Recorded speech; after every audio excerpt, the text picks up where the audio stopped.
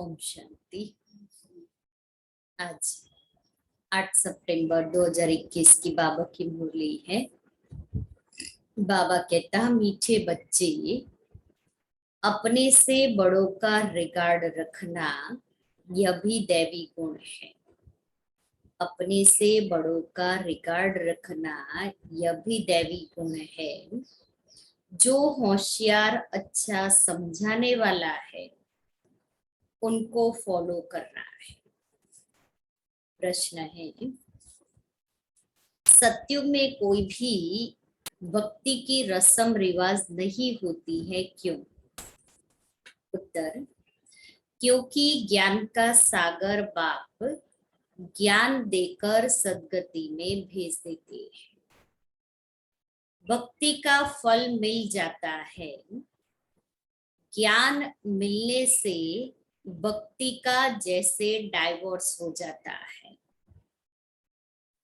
जब है ही ज्ञान की प्रारब्ध का समय, तो भक्ति तप दान पुण्य करने की जरूरत ही क्या। वहां यह कोई भी रस्म हो नहीं सकती, क्योंकि आत्मा और शरीर दोनों संपूर्ण है। इसलिए वहां भक्ति की आवश्यकता ही नहीं है। ओम शांति। पतित पावन शिव भगवान वाच्य। अब बाप बैठ बच्चों को ज्ञान सुनाते हैं। बच्चों को समझाया गया है, जब मैं यहाँ आता हूँ तो पतितों को पावन बनाने के लिए ज्ञान सुनाता हूँ, और कोई यह ज्ञान सिखला न सके वह भी भक्ति ही सिखलाते हैं। ज्ञान सिर्फ तुम बच्चे ही सीखते हो, जो तुम अपने को ब्रह्मा कुमार कुमारियां समझते हो। दिलवाड़ा मंदिर तुम्हारे सामने खड़ा है। वहां भी राजयोग की तपस्या में बैठे हैं। जगत अम्बा भी है, प्रजापिता भी है, कुमारी कन्या अधर कुमारी भी है। बाप राजयोग सिखला रहे हैं। ऊपर में राजाई के चित्र भी खड़े हैं। बाप कोई भक्ति नहीं सिखलाते हैं, भक्ति ही उनकी करते हैं जो सिखला कर गई है। परंतु उनको पता नहीं कि कौन राजयोग सिखलाए राजाई स्थापन करके गए हैं। तुम बच्चे अभी जानते हो। क्या जानते हैं? भक्ति अलग चीज है, ज्ञान अलग चीज है। क्योंकि ज्ञान में आत्मा परमात्मा को याद करती है, ज्ञान में पढ़ाई है, ज्ञान में अर्थ सहित समझ है। जबकि भक्ति मार्ग में हम क्रिया कर्म करते हैं, अर्थ नहीं जानते। और ज्ञान में एम ऑब्जेक्ट दी जाती है। भक्ति मार्ग में कोई एम ऑब्जेक्ट नहीं होती। इसलिए बाबा कहता, भक्ति अलग है, ज्ञान अलग चीज है। ज्ञान सुनाने वाला है ही एक, और कोई सुना न सके। ज्ञान का सागर एक ही है। वही आकर ज्ञान से पतितों को पावन बनाते हैं। और जो भी सत्संग है उनमें कोई भी ज्ञान नहीं सिखला सकते। भल अपने को श्री श्री 108 जगत गुरु भगवान भी कहते हैं, परंतु ऐसे कोई नहीं कह सकते कि मैं सबका परम पिता ज्ञान का सागर हूं। उनको कोई परम पिता तो कहते ही नहीं। यह तो जानते ही है, परम पिता पतित पावन है। यह पॉइंट्स बुद्धि में अच्छी रीति रखनी है। मनुष्य कहते हैं यह ब्रह्मा कुमार कुमारियां तो भक्ति को डाइवोर्स देती है। लेकिन जब ज्ञान मिलता है तो भक्ति को डाइवोर्स देना ही है। जब एक सच्ची समझ मिल जाती है तो वो क्रिया कर्म से आत्मा फ्री हो जाती है, फ्री हो जाती है। अपने आप ही वो क्रिया कर्म करना उसको अच्छा नहीं लगता। जैसे शिवलिंग के ऊपर लोटी चढ़ाना, राम राम की या शिव शिव की माला जपना, शिव की महिमा करना, आरती करना, उपवास करना। तो जब सच्चा ज्ञान मिल जाता है तो फिर आत्मा अंदर से फील करती है कि हम जो कर रहे हैं वो अभी तक बिना समझ के कर रहे थे, अब समझ मिली है तो मुझे ये करना है और ये नहीं करना है। ये पॉइंट्स मनुष्यों की बुद्धि में अच्छी रीति है। ऐसे नहीं जब भक्ति में जाते हैं तो उस समय मालूम पड़ता है कि हम ज्ञान को डाइवर्स देते हैं, नहीं, वह तो ऑटोमेटिकली रावण राज्य में आ जाते हैं। अभी तुमको समझ मिली है कि बाबा हमको राजयोग सिखला रहे हैं। राजयोग का ज्ञान है, इनको भक्ति नहीं कहेंगे। ज्ञान भगवान ज्ञान का सागर है, वह कभी भक्ति नहीं सिखलाएंगे। भक्ति का फल है ही ज्ञान, ज्ञान से ही सद्गति होती है। कलयुग के अंत में सब दुखी है, इसलिए इस पुरानी दुनिया को दुखधाम कहा जाता है। इन बातों को अभी तुम समझते हो। बाप आया हुआ है भक्ति का फल अर्थात सद्गति देने, राजयोग सिखला रही है। ये है ही पुरानी दुनिया जिसका विनाश होना है। हमको राजा ही चाहिए नई दुनिया में। यह राजयोग का ज्ञान है। ज्ञान सिखलाने वाला एक ही परमपिता परमात्मा शिव है। उनको ही ज्ञान सागर कहा जाता है, कृष्ण को नहीं। कृष्ण की महिमा ही अलग है। जरूर आगे जन्म में ऐसा कर्तव्य किया है जो प्रिंस बना है। कहते ना कि किसी के पास धन होता है, क्या कहते हैं, अगले जन्म का पुण्य कर्म है। तो लक्ष्मी नारायण ने भी ऐसे श्रेष्ठ कर्म किए जो ये प्रारब्ध पाई। अभी तुम जानते हो हम राजयोग का ज्ञान ले नई दुनिया में स्वर्ग का प्रिंस प्रिंसेस बनेंगे। स्वर्ग को सद्गति, नरक को दुर्गति कहा जाता है। हम अपने लिए राज्य स्थापन कर रहे हैं। बाकी जो ये ज्ञान नहीं लेंगे, पावन नहीं बनेंगे तो राजधानी में आ नहीं सकेंगे। ज्ञान नहीं लेंगे, पावन नहीं बनेंगे तो राजधानी में नहीं आ सकेंगे, क्योंकि सतयुग में बहुत थोड़े होंगे। करोड़ों में से सतयुग की शुरुआत में सिर्फ 9 लाख। कलयुग अंत में जो इतने अनेक मनुष्य है वह जरूर मुक्ति धाम में होंगे, गुम नहीं हो जाते हैं, सब घर चले जाते हैं। 16,108 की माला है, सतयुग में तो बहुत नहीं होंगे। सतयुग का मॉडल रूप भी दिखलाते हैं ना, बड़ी चीज का मॉडल छोटा होता है। जैसे सोने की द्वारिका दिखलाते हैं। कहा जाता है द्वारिका में कृष्ण का राज्य था। अब द्वारिका में कहेंगे व दिल्ली में कहेंगे। जमुना का कंठा तो यहाँ दिल्ली में है, वहां तो सागर है। जहां द्वारिका है वहां तो सिर्फ वहां तो सागर है। और खारे पानी पर देवताओं के महल नहीं होते, मीठी नदियों के किनारे देवताओं के महल होते हैं। यह तो बच्चे समझते हैं। जमुना का कंठा था कैपिटल, द्वारिका कैपिटल नहीं है, दिल्ली मशहूर है।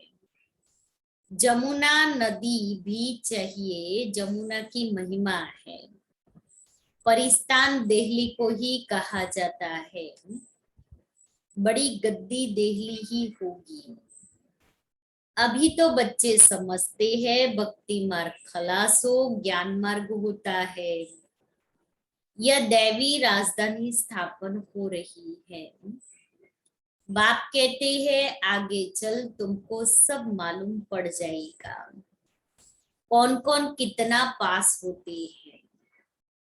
स्कूल में भी मालूम पड़ता है, फलाने फलाने इतने नंबर से पास हुए हैं।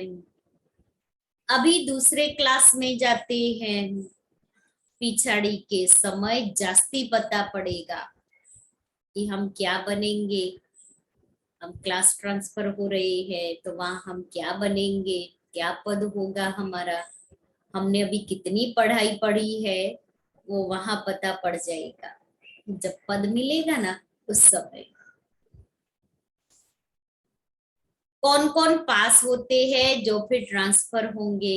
क्लास तो बड़ा है ना, बेहद का क्लास है। सेंटर्स दिन प्रतिदिन बढ़ते जाएंगे।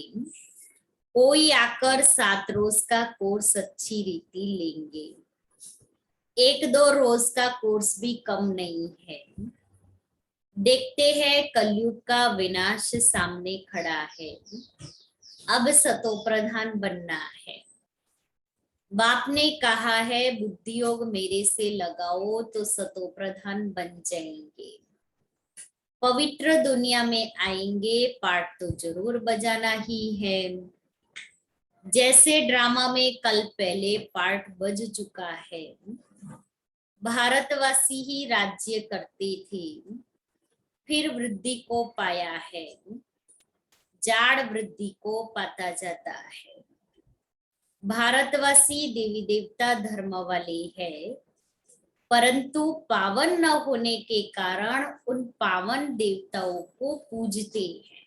स्वयं में वो दैवी गुण नहीं है, आत्मा भी काली है, इसलिए क्या करते, मंदिरों की देवताओं की मूर्तियों की पूजा करते कि समझते ये हमारे से श्रेष्ठ है। लेकिन हम स्वयं ऐसा जीवन बनाए, इस बात में बुद्धि नहीं चलती।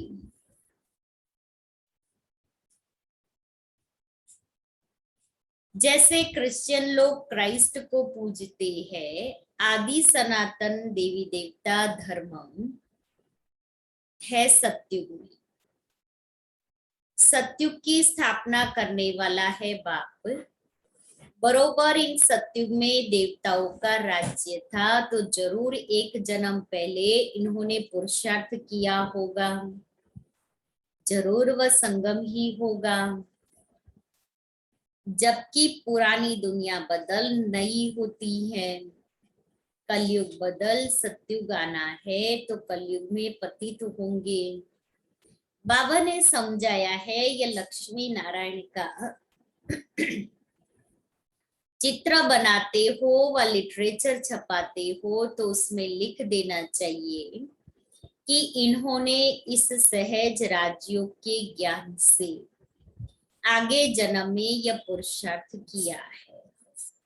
सिर्फ राजा रानी तो नहीं होंगे, प्रजा भी तो बनती है ना। अज्ञान में तो कुछ भी मनुष्य नहीं जानते, सिर्फ पूजा करते रहते हैं। अभी तुम समझते हो वे लोग पूजा करते हैं तो सिर्फ लक्ष्मी नारायण को ही देखते हैं, देखते रहते, ज्ञान कुछ भी नहीं है। लोग समझते हैं भक्ति बिगर भगवान ही नहीं मिलेगा, कि भक्ति का फल ही भगवान है। तुम किसको कहते हो भगवान आया हुआ है, तो तुम पर हंसते हैं कि देखो ये कह रही है कि हमको भगवान पढ़ाना। भगवान तो आएगा कलयुग के अंत में, अभी कहाँ से आया जो आप कहते हो कि हम भगवान पढ़ाते हैं, हम भगवान से मिलते, हम भगवान से बातें करते हैं। कलयुग के अंत में भी क्यों कहते हैं यह भी समझते नहीं। वह तो कृष्ण को ले गए हैं द्वापर में, मनुष्यों को जो आता है सो बोल देते हैं बिगर समझ के। इसलिए बाप कहते हैं तुम बिल्कुल ही बेसमझ बन पड़े हो, बिल्कुल ही बेसमझ। और भक्ति मार्ग में तो कथा कहानियां सुनाते, तो सुनते सुनते क्या कहते, सतवचन महाराज, सतवचन महाराज। अब वो वचन सत्य है या नहीं वो भी पता नहीं है। बाप को सर्वव्यापी कह देते हैं। इतने बेसमझ बन गए जो अपने बाप को, अपने पिता को सब जगह बता दिया। भक्ति बाहर से तो बहुत खूबसूरत दिखाई पड़ती है, शो है, भक्का है, झांझ बजाना, भजन कीर्तन करना, नाचना गाना, ये सब होता है। इसलिए भक्ति बड़ी रसीली होती है, क्योंकि भक्ति मार्ग में तो कोई नियम धारणाएं श्रीमत ये सब तो कुछ नहीं है। इतने सालों से भक्ति करते आए, वहां किसी ने पूछा आपको कि कल क्या सुना था, कल सारा दिन आपकी स्थिति कैसी रही? कोई पूछता है? क्या बनना है आपको? कोई नहीं। और यहाँ तो बाबा रोज हमें पूछ रहा है, रोज बाबा कहता मीठे बच्चे, मीठे बच्चे।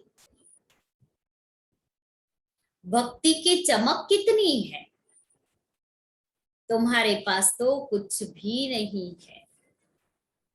और कहाँ भी सत्संग आदि में जाएंगे तो आवाज जरूर होगा, गीत गाएंगे। यहाँ तो बाबा रिकॉर्ड भी पसंद नहीं करते, गीत बजाना भी पसंद नहीं करते। आगे चल शायद यह भी बंद हो जाए, इसलिए अपने आप को उसी रीति से तैयार करना है कि किसी भी प्रकार के साधनों को अपना आधार न बनाए, क्योंकि आगे जाकर के ये भी बंद हो जाएगा। जब तक साधन सेवा दे रहे हैं उन साधनों का सदुपयोग करें।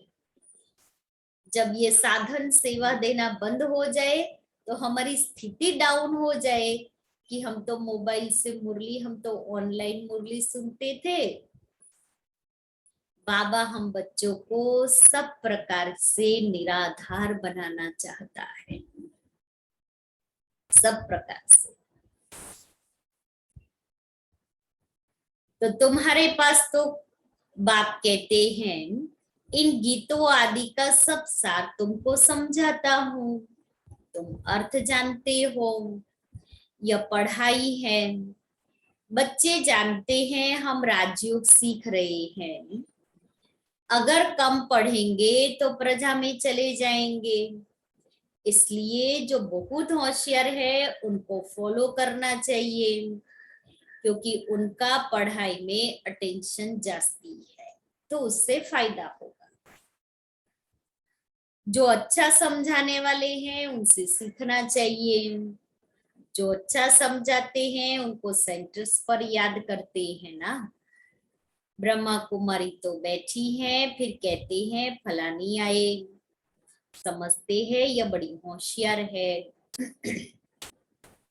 ऐसे है तो फिर उसका फिर आदर भी करना पड़े। बड़े का फिर रिकॉर्ड भी ऐसा रखना होता है। यह ज्ञान में हमारे से तीखे हैं, जरूर इनको उच्च पद मिलेगा। इसमें अहंकार नहीं आना चाहिए कि नहीं नहीं हम भी तो होशियार है। रिस्पेक्ट देना, किसी के अंदर गुण बहुत अच्छे है, रिस्पेक्ट दे। बड़े की बड़ी इज्जत होती है, प्रेसिडेंट की जरूर जास्ती इज्जत होगी, हर एक की नंबरवार इज्जत होती है। एक दो का रिकॉर्ड तो रखेंगे ना। बैरिस्टर में भी नंबरवार होते हैं, बड़े केस में बड़ा होशियार वकील लेते हैं। कोई कोई तो लाख रुपए का भी केस उठाते हैं, नंबरवार जरूर होते हैं। हमसे होशियार है तो रिकॉर्ड रखना चाहिए, सेंटर संभालना है, सब काम भी करना है। बाबा को सारा दिन ख्यालात रहते हैं ना, प्रदर्शनी कैसे बनाई जाए पूरा टेंशन देना है। हम तमो प्रधान से सतो प्रधान कैसे बने, बापा यही है सतो प्रधान बनाने, पतित पावन बाप ही है। यहाँ फिर कहते हैं पतित पावनी गंगा, उसमें जन्म जन्मांतर स्नान करते आई है। पावन तो कोई भी नहीं बना है, यह सब है भक्ति। जबकि कहते हैं हे पतित पावन आओ, वह आएगा तो जरूर संगम पर, और एक ही बार आते हैं। हर एक की अपनी अपनी रस्म रिवाज है। जैसे नेपाल में अष्टमी पर बलि चढ़ाते हैं, छोटे बच्चे को हाथ में बंदूक दे चलवाते हैं, वह भी बलि चढ़ाएंगे। बड़ा होगा तो एक धक से बछड़े को काट देगा। कोई ने कम धक लगाया, एक धक से न मरे तो वह बलि नहीं हुई, वह देवी पर नहीं चढ़ाएंगे, बलि ऐसे करके काटे तो ही वो देवी बलि को चढ़ेगी। पर ऐसे ऐसे ऐसे ऐसे करे ना तो देवी को बलि नहीं चढ़ती। तो बाबा भी हम बच्चों को कहते हैं एक धक से झटकू बनना है और बाबा के ऊपर बलि चढ़ना है। एक धक करूं नहीं करूं, अरे समाज में रहते हैं, गृहस्थी है, ये तो करना पड़ेगा, ऐसे तो नहीं चलेगा। बाबा कहता बेबे बकरी में करती है ना, एक धक से बाबा के ऊपर न्यूछा। यह सब है भक्ति मार्ग, हर एक की अपनी अपनी कल्पना है, कल्पना पर फॉलोअर्स बन जाते हैं। यहाँ फिर यह नई बातें हैं, इनको तो बच्चे ही जान सके। एक ही बाप बैठ सृष्टि के आदि मध्य अंत का ज्ञान सुनाते हैं। तुमको खुशी रहती है हम स्वदर्शन चक्रधारी हैं और कोई समझ न सके। तुमको सभा में हम कहेंगे सर्वोत्तम ब्राह्मण कुलभूषण स्वदर्शन चक्रधारी, तो इसका अर्थ तुम समझते हो। नया कोई होगा तो मूंझ जाएगा कि ये क्या कहा। स्वदर्शन चक्रधारी तो विष्णु है, यह नई बात है ना, इसलिए तुम्हारे लिए कहते हैं बाहर मैदान में आओ तो पता पड़े। तुम्हारा है ज्ञान मार्ग, तुम 5 विकारों पर जीत पाते हो। इन असुरों से तुम्हारी लड़ाई है, फिर तुम देवता बनते हो और कोई लड़ाई की बात नहीं होती। जहां असुर है वहां देवताएं होते नहीं। तुम हो ब्राह्मण देवता बनने वाले जो पुरुषार्थ कर रहे हो। रुद्र ज्ञान यज्ञ में ब्राह्मण जरूर चाहिए, सिवाय ब्राह्मणों के यज्ञ होता नहीं। रुद्र है शिव, फिर कृष्ण का नाम कहाँ से आया। तुम दुनिया से बिल्कुल ही न्यारे हो, और तुम हो कितने थोड़े। चिड़ियाओं ने सागर को हक किया, शास्त्रों में दंत कथाएं कितनी है। बाप कहते हैं अब वह सब भूल मामेकम याद करो। आत्मा ही बाप को याद करती है, बाप तो एक है ना। हे परमात्मा व प्रभु कहते हैं तो उस समय लिंग भी याद नहीं आता है, सिर्फ ईश्वर व प्रभु कह देते हैं। आत्मा को बाप से आधा कल्प का सुख मिला है, तो फिर भक्ति मार्ग में याद करती है। अभी तुमको नॉलेज मिली है आत्मा क्या है, परमात्मा क्या है। हम सब आत्माएं मूल वतन में रहने वाली हैं, वहां से नंबरवार पार्ट बजाने आती है। पहले आते हैं देवी देवताएं, कहते हैं क्राइस्ट से पहले देवी देवता धर्म था। 5000 वर्ष की बात है, वो लोग कह देते 50,000 साल की यह पुरानी चीज है, परंतु 50,000 वर्ष की पुरानी चीज कोई हो नहीं सकती। ड्रामा है ही 5,000 वर्ष का। मुख्य धर्म ही यह है, इन धर्म वालों के ही मकान आदि होंगे। पहले पहले तो रजोगुणी बुद्धि थे, अभी तो और ही तमोगुणी बुद्धि वाले हैं।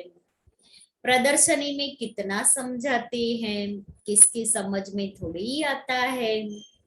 ब्राह्मणों की ही सैपलिंग लगती है। तो बच्चों को समझाया गया है, ज्ञान अलग चीज है, भक्ति अलग चीज है। ज्ञान से सद्गति होती है, इसलिए कहते भी है, हे पतित पावन आओ दुख से लिबरेट करो। फिर गाइड वन साथ ले जाते हैं, बाप आकर आत्माओं को ले जाते हैं। शरीर तो सब खत्म हो जाएंगे, विनाश होगा ना। शास्त्रों में एक ही महाभारत की लड़ाई गाई हुई है, कहते भी हैं यह वही महाभारत लड़ाई है। वो तो लगनी ही है। सबको बाप का परिचय देते रहो। तमो प्रधान से सतो प्रधान बनने का एक ही उपाय है। बाप कहते हैं माँ में कम याद करो तो विकर्म विनाश हो जाएंगे और आत्मा मेरे साथ चली जाएगी। सबको संदेश देते रहो तो बहुतों का कल्याण होगा।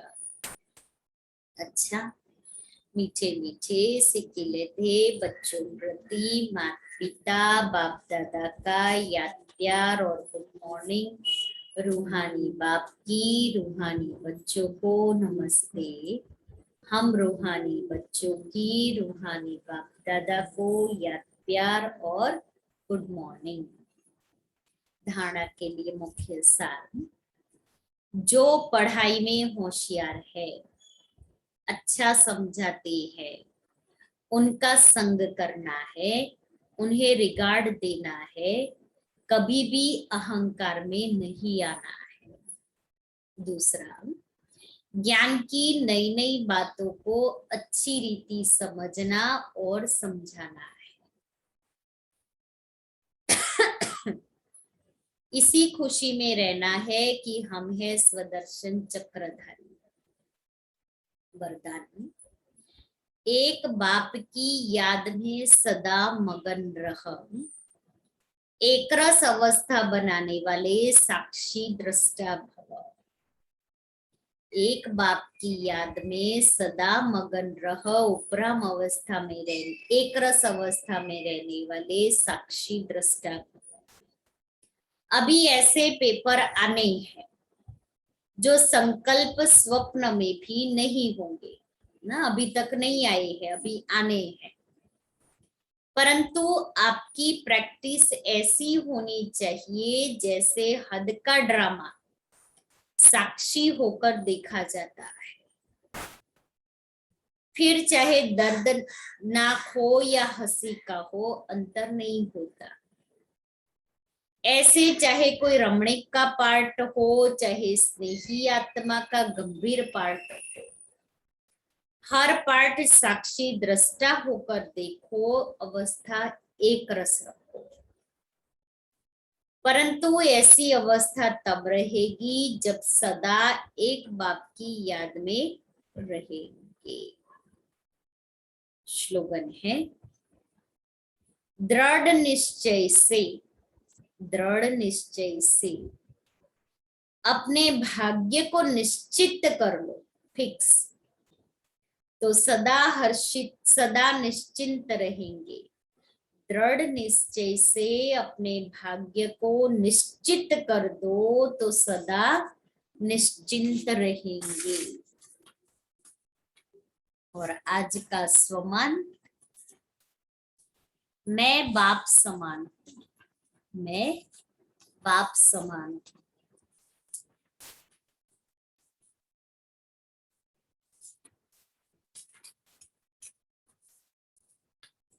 विशेष अमृत वेले पावरफुल स्थिति की सेटिंग करो। पावरफुल स्टेज अर्थात बाप समान बीज रूप स्थिति में स्थित रहने का अभ्यास करो। बाप समान अर्थात बाप पावरफुल स्टेज अर्थात बाप समान बीज रूप स्थिति में स्थित होना।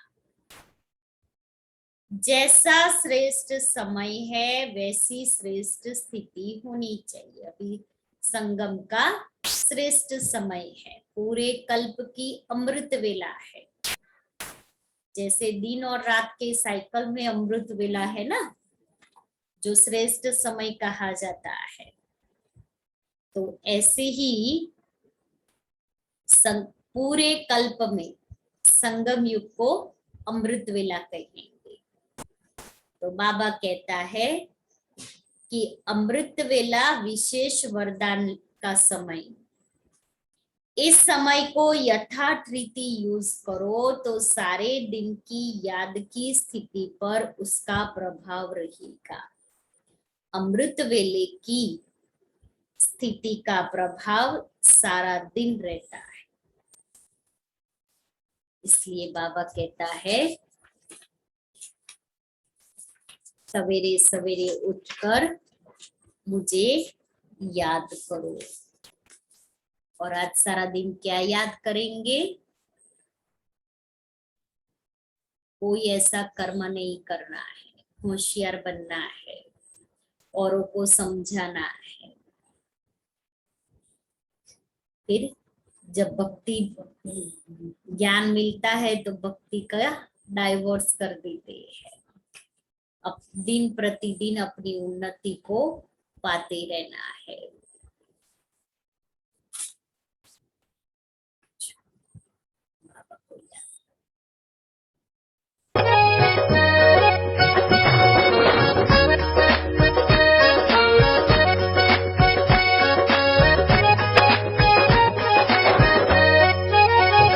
ले लो मुरली गुणों का गहना है, आत्म अभिमानी बन के रहना है। ले लो मुरली गुणों का गहना है, आत्म अभिमानी बन के रहना है। ये मुरली शिव की गीता है, व्यक्त अव्यक्त आत्म सीता है। ये मुरली शिव की गीता है, व्यक्त अव्यक्त आत्म सीता है।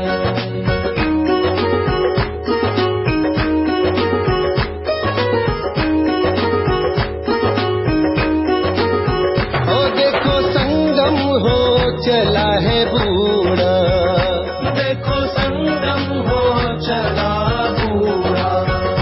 लक्ष्य पूरा करो है अधूरा, लक्ष्य पूरा करो है अधूरा। देखो दृष्टि के समझो इशारे, गुलजार प्रभु के तुम दुलारे। शिव ब्रह्मा समान तुम्हें बनना है, आत्म अभिमानी बन के रहना है।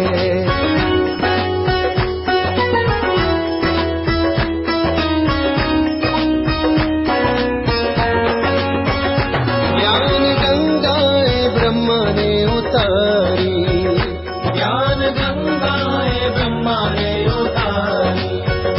है ये पावन ब्रह्मा कुमारी, है ये पावन ब्रह्मा कुमारी।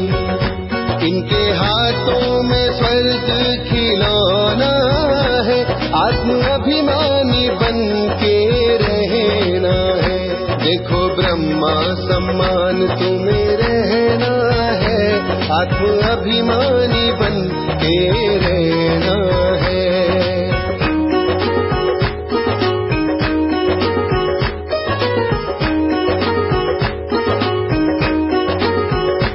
कुंभकर्णों को मुरली ने जगाया, कुंभकर्णों को मुरली ने जगाया। रावण मां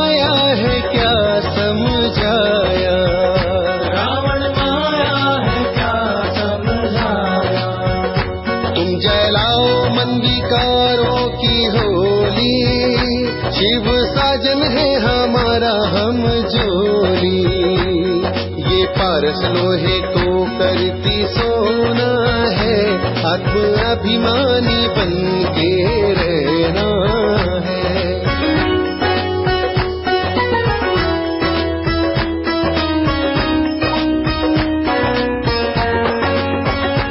आत्मराधा जीवन में लाए, आत्मराधा जीवन में लाए, लाखों कंसों को कृष्ण बनाए, लाखों कंसों को कृष्ण बनाए।